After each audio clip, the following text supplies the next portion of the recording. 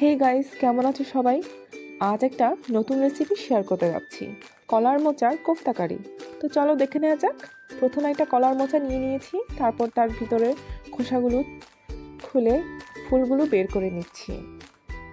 তারপর সেই ফুলের ভিতরে একটা শ্বাস আছে, সেই শ্বাসটা ফেলে দিয়ে পরিষ্কার করে নিচ্ছি। শ্বাসের উপরে খোসাটা যদি শক্ত মনে হয় তাহলে সেটাও ফেলে দিতে হবে। তারপর তা একটু কুচি কুচি করে হলুদ এবং লবণ মাখিয়ে 15 মিনিট ফুটন্ত জলে সিদ্ধ করে নিয়েছিলাম। এখন একটু কড়াইতে তেল দিয়ে সেই কুচি মোচাটা ভালোভাবে ভেজে নিচ্ছি। আসলে মাছ মাংস খেতে খেতে একটু বোর হয়ে গিয়েছিলাম, তাই ভাবলাম অন্য কিছু ট্রাই করা যাক। এরই মাঝে আমি একটু মটরের ডাল মিক্সারে মিক্স করে নিয়েছি। এখন সেই মিক্স করা ডাল এবং মোচার ভাজাটা ভালোভাবে হাত দিয়ে মাখিয়ে নিচ্ছি। সাথে একটু পরিমাণ মতো নুন অ্যাড করে নিয়েছিলাম।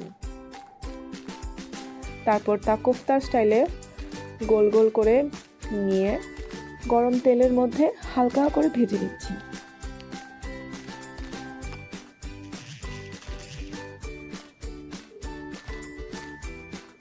লাল লাল ভাজা হয়ে গেলে তারপর নামিয়ে নিতে হবে। এরই মাঝে বড়াটা আমাদের তৈরি হয়ে গেল। তারপর একটু কড়াইতে তেল গরম করে জিরা ফোড়ন দিয়ে ছোট ছোট করে আলু কুচি করে নিয়েছিলাম, সেটা একটু ভেজে নিচ্ছি।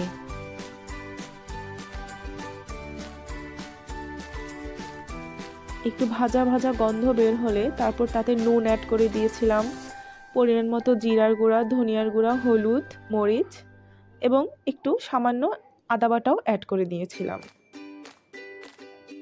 তারপর সেগুলো ভালোভাবে কষানোর পরে পরিমাণ মতো জল অ্যাড করে নিয়েছিলাম। আলুটা ভালোভাবে সিদ্ধ হয়ে গেলে নামানোর কিছুক্ষণ আগে বড়াটা দিতে হবে, না হলে বড়াটা নরম হয়ে যেতে পারে। তারপর এরই মধ্যে গরম মশলার গুঁড়া, চিনি এবং নামানোর আগে 1 টেবিল চামচ ঘি আমি অ্যাড করে দিয়েছিলাম। এই তো তৈরি হয়ে গেল আমাদের কলার মোচার কোফতা কারি।